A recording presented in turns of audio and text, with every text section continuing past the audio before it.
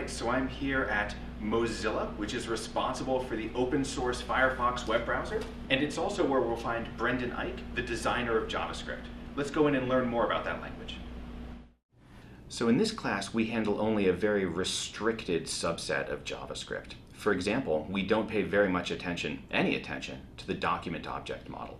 One question students might have is how useful it really is to focus on a subset of JavaScript or HTML. Can the skills that we'll learn in making a lexer, a parser, an interpreter for a smaller language carry over to important tasks in the real world? Brendan?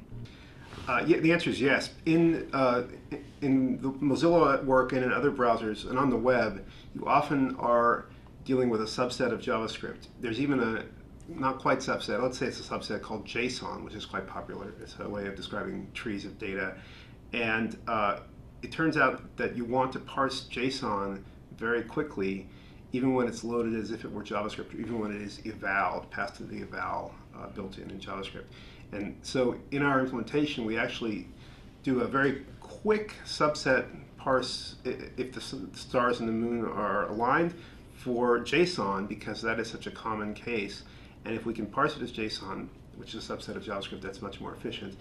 I also observed that a lot of JavaScript libraries, almost all of them with query in their name, are doing sort of compiled, generated functions that are optimized to match a certain query against a document object model. And so there's code generation going on, there's some amount of partial evaluation going on, there's a subset of the language being used to construct simple matches and rules for matching trees.